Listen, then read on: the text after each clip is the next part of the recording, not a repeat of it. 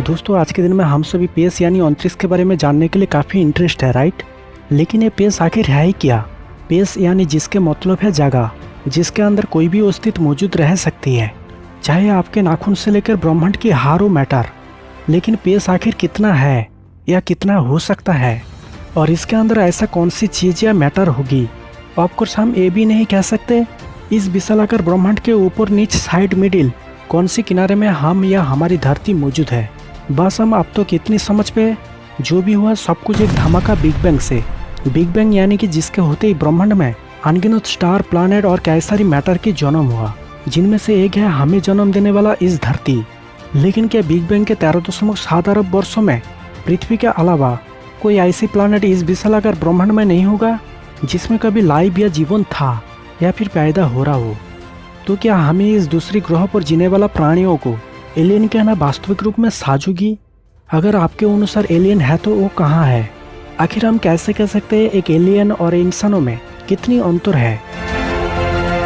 Information यानी कि हर चीज़ की मतलब, शायद एक सवाल या कोई सोच जो हर पल आपके दिमाग में खटक रहा है, जिसे जानने के लिए आप काफ़ी इंटरेस्ट हो, लेकिन किसी तरह आप उसे बारीकी से समझ नहीं पा रहे हो। तो इस सिचुएशन में आपके पास एक ही सुझाव होगी, दूसरे से पता करना, राइट। जैसे कि आप देखेंगे यूट्यूब पर अंतरिक्ष वीडियो सर्च करने पर यहाँ बहुत सारी वीडियो दिखेगी। इनमें से किसी के इमेज या थिम्बल ज़्यादा अच्छी है तो किसी के उतनी अच्छी नहीं, पर इसके रिलेटेड और भी ऐसा कोई वीडियो होगा जो आपके सर्च रिजल्ट में सामने नहीं आ रहा हो। तो आप कैसे कह सकते हैं जो वीडियो सामने आया और जो सामने नहीं आया उनमें से कौन सबसे ज़्यादा अच्छी होगी? जो कि उसे जानने के लिए वीडियो के अंदर देखना जरूरी है, राइट। सेम उसी तरह हमारी ब्रह्मांड के जन्म के बाद जो भी प्लैनेट बाहर निकला वो कई अरबों संख्या में मौजूद है। हमारी रिसर्च टेलीस्कोप के द्वारा जो भी प्लैनेट सामने आया उसे निर्धारित किया कौन हैबिटेबल जोन प्लैनेट और कौन एक्सो प्लैनेट। अगर हम इन हैबिटेबल जोन प्लैनेट की बात करें जिसे हम मानते हैं वहाँ वास्तविक रूप में कोई जीवन होगा, लेकिन यह हम इतनी सटीक कैसे कह सकते हैं कोई प्लैनेट को कई लाइट ईयर्स दूरी पर देखकर? शायद मानो कि आप एक मूवी के ट्रेलर देख रहे हो जिसमें आपको मूवी के पार्ट समझ में आ रहा है पर उसके स्टोरी नहीं। स्टोरी को समझने के लिए पूरी मूवी को देखना जरूरी है, राइट। सेम उसी तरह कई लाइट ईयर्स दूरी पर कोई प्लैनेट की स्टोरी जानने के लिए हमें वहाँ पर जाना और वहाँ के वातावरण, सिचुएशन, हारो डाटा को वेरीफाई करना, तभी हम कह सकते हैं बाकी में वहाँ कोई लाइफ होगी या नहीं। पर यह था उस प्लैनेट को लेकर जो हमारी टेलीस्कोप के सामने आ रहा है। अब हम बात करते हैं उस अनजानी ग्रह के बारे में जिसे हम कभी देखा ही नहीं, जैसे कि एक वीडियो की तरह जो आपके सर्च रिजल्ट में सामने आ रहा था और जो वीडियो सर्च में सामने नहीं आ रहा था। शायद आपने सामने वाले वीडियो को देखा और सोचा यही आपको काफ़ी अच्छी जानकारी दी, जो कि आपने ऐसा तभी सोचा सामने ना आने वाले वीडियो को नहीं देखकर। तो एक तरह से देखा जाए तो जो प्लैनेट सामने आ रहा है उसे हम बारीकी से समझ रहे हैं, और जो प्लैनेट सामने नहीं आ रहा है आखिर क्या? तो आप कैसे कह सकते हैं टेलीस्कोप के सामने आने वाला हारो ग्रह काफ़ी उत्तम है? पर क्या ऐसा नहीं हो सकता जो प्लैनेट टेलीस्कोप के सामने नहीं आ रहा है और उसे हम समझ नहीं पा रहे हैं, शायद वो जीवन के लिए काफ़ी अच्छी ग्रह हो जहाँ बाकी में एलियन जैसी जीवों के होना पॉसिबल हो? पर एक मिनट, हम आखिर एलियन किससे कहें? दूसरी ग्रह के जीवों को एलियन कहने का मतलब ही क्या है? आखिर इसमें ऐसी कौन सी राज छिपी है जो हम इसे इस नाम से जानते आए? जैसे कि हम शुरुआत से जानते आए, अगर हमारी धरती को छोड़ के इस विशालाकार ब्रह्मांड में कोई ग्रह पर जीवन की मौजूद होती है तो वहाँ के जीव को हम एलियन कहते हैं। लेकिन ऐसा सोचना सही नहीं होगी कि प्लैनेट पर मौजूद सभी जीवों को एलियन कहें। एलियन हम उसी को कह सकते हैं जो दूसरे जीवों से काफ़ी होशियार हो। पर अगर हम मानवों की बात करें तो आज से 2 लाख साल पीछे हम इंसान की प्रतिरूप में नहीं आए थे, तो अब हमारे दिमाग में इतने न्यूरॉन एक्टिवेट नहीं था जो हारो कायदे कानून को समझ सके। मतलब तो अब हमें इस धरती पर मौजूद सारे जीवों में से बुद्धिमत्ता जीव कहना मुमकिन नहीं था, राइट। आज हम इतनी एडवांस है जो कि प्राकृतिक कायदे कानून को समझ रहा है, ब्रह्मांड के हारो मैटर को समझ रहा है। बाकी में हम कितनी इंटेलिजेंट है, यानी कि एलियन का मतलब ही है होशियार, जिनके इंसानों जैसी खूबी हो। पर क्या हम खुद को एलियन कह सकते हैं? बिल्कुल, क्योंकि हमने जो एलियन का प्रतिरूप बनाया वो सारी कुछ हमने भी है। मतलब एक तरह से देखा जाए तो शायद दूसरे ग्रह पर जीने वाला होशियार प्रजाति के जीव हमें एलियन समझ रहा हो, परंतु हम यहाँ पर एलियन को लेकर कोई गठन या आकार की बात नहीं कर रहा है, बल्कि हम बात कर रहे हैं कौन कितनी चालाक या होशियार है। पर अगर आपको एलियन की मतलब समझ में आ गया तो अब हम सोचते हैं एलियन आखिर कितनी इंटेलिजेंट हो सकती है। इस ब्रह्मांड में कोई भी जीव इंटेलिजेंट बन सकती है, पर उसके डिपेंड करता है उसी बात पर किसमें कितनी % न्यूरॉन एक्टिव है दिमाग में। दिमाग यानी जो हारो चीज की मतलब और हारो सोच को पैदा करता है, जिसके जितनी सोच उसके उतनी ज्ञान। एक रिसर्च के अनुसार देखा गया हम इंसानों में अब तो केवल 11% न्यूरॉन एक्टिव है, और इतने में आज हम धरती पर दूसरी जीवों से कितनी एडवांस है। अगर आपको पूछा जाए धरती पर इंसानों की बात, ऐसा कौन सी जीव होगी जो ज़्यादा बुद्धिमान है, तो इसके आंसर होगा चिंपांजी, जो कि ये हमसे केवल 2% डिफरेंस है। तो क्या आप सोच सकते हैं केवल 2% डिफरेंस होने के कारण आज हम धरती को छोड़ के ब्रह्मांड के हारो ऑब्जेक्ट हारो मैटर को समझ रहा है।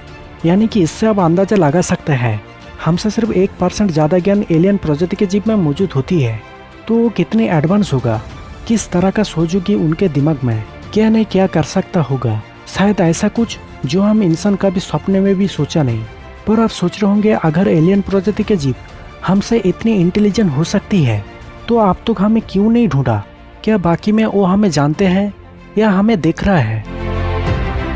सच बात तो यह है, साल 1962 से हम इंसान ब्रह्मांड में मौजूद दूसरे ग्रहों में जीवन की खोज में अब तो काफी सिग्नल या मैसेज को भेज चुके हैं। ये सिग्नल कोई एनर्जी के अलावा लाइट के स्पीड जितनी तेज गति में ट्रैवल कर सकती है।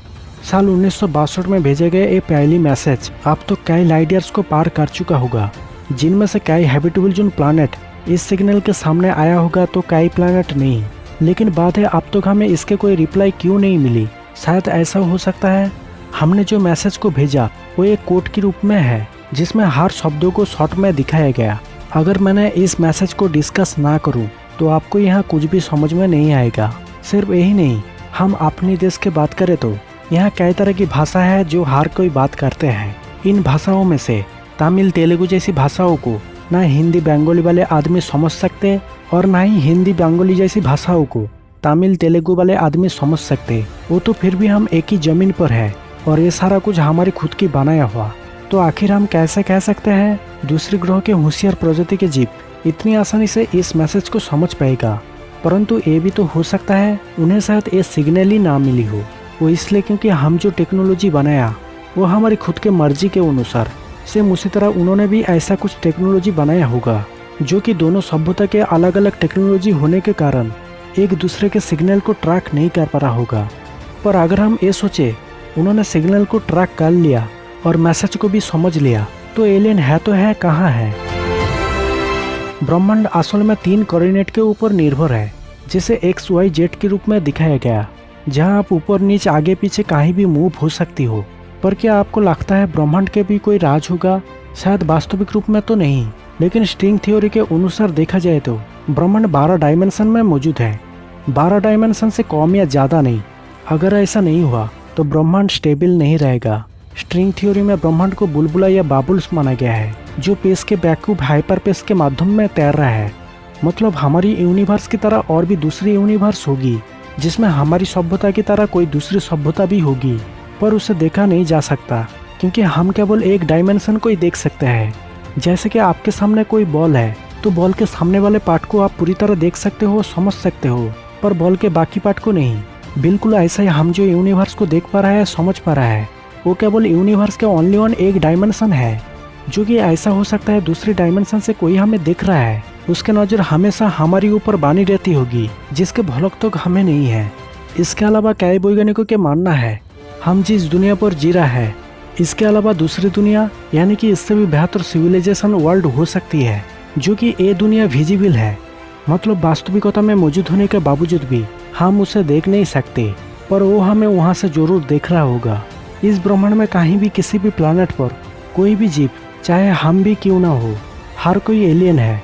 इस बात पर सुनिश्चित किसी भी ग्रह उनके लाइफ या जीवन को एडवांस बनाने के लिए हमेशा स्ट्रक्चर को रिप्लिकेट करेगा, जैसे कि हमारी धरती के वातावरण हमें होशियार बनाया। यानी कि इससे आप सोच सकते हैं कोई भी ग्रह पर इंटेलिजेंट जीव की होना या हो पाना पॉसिबल है, तो हमसे भी कोई बेहतर एलियन लाइफ ग्रह हो सकती है जहां बाकी में अच्छी जिंदगी, परंतु हमारी टेलीस्कोप के नज़र में नहीं आ रहा हो।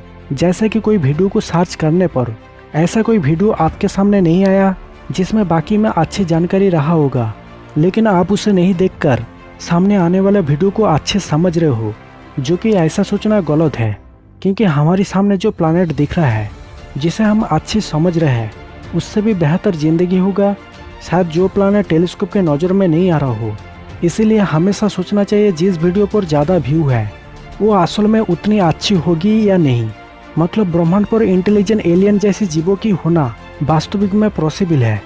दोस्तों, इस वीडियो में आपने एलियन के जीवन कहानी के बारे में जाना, तो वीडियो को देखने के बाद इसके ऊपर आपके क्या विचार है और कौन सी बात आपको सबसे ज़्यादा हैरान किया, कमेंट कीजिए। साथ में वीडियो को शेयर लाइक करते हुए हमारे चैनल को सब्सक्राइब करना ना भूले। दोस्तों, मैं मिलूंगा फिर से और एक नए साइंस वीडियो के साथ। तब तक के लिए जय हिंद, वंदे मातरम। आपकी दोस्त शिव प्रसाद।